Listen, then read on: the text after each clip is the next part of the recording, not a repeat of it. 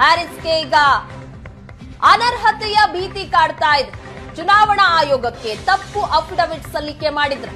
BJP ಪರಾಜಿತ ಅಭ್ಯರ್ಥಿಯಿಂದ ಹೈಕೋರ್ಟ್ಗೆ ಅರ್ಜಿಯನ್ನ ಸಲ್ಲಿಕೆ ಮಾಡಲಾಗಿದೆ. ಈ ವಿಚಾರಕ್ಕೆ ಸಂಬಂಧಪಟ್ಟಂತೆ 2023ರಲ್ಲಿ ಅರ್ಜಿಯನ್ನ ಹಾಕಿದ್ರು ಪರಾಜಿತ ಅಭ್ಯರ್ಥಿ ಶಿವಕುಮಾರ್.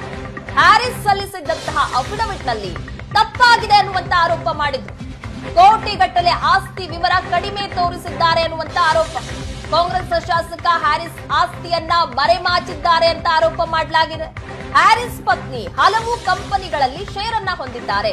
ಆದರೆ ಅಫಿಡವಿಟ್ ನಲ್ಲಿ ಗೃಹಿಣಿ ಅಂತ ಉಲ್ಲೇಖ ಮಾಡಲಾಗಿದೆ. ಅಕ್ಟೋಬರ್ 8ರಂದು ಸಾಕ್ಷಿ ಸಲ್ಲಿಸುವಂತೆ ಸೂಚಿಸಿರುವಂತಹ ಹೈಕೋರ್ಟ್ ಶಿವಕುಮಾರ್ ಅರ್ಜಿ ರದ್ದು ಕೋರಿ ಸುಪ್ರೀಂ ಮೆಟ್ಟಿಲೇರಿದ್ದಾರೆ ಹ್ಯಾರಿಸ್. ಸುಪ್ರೀಂ ಕೋರ್ಟ್ನಲ್ಲೂ ಸಹ ಎನ್ಎ ಹ್ಯಾರಿಸ್ಗೆ ಹಿನ್ನಡೆಯಾಗಿದೆ. ಹೈಕೋರ್ಟ್ನಲ್ಲೇ ಕೇಸ್ ಇತ್ಯರ್ಥಕ್ಕೆ ಸುಪ್ರೀಂ ಸೂಚನೆಯನ್ನ ನೀಡಿದೆ. ಸುಪ್ರೀಂ ಆದೇಶದ ಬೆನ್ನಲ್ಲೇ ಈಗ ಎನ್ಎ ಹ್ಯಾರಿಸ್ಗೆ ಅನರ್ಹತೆಗೊಳ್ಳುವಂತಹ ಭೀತಿ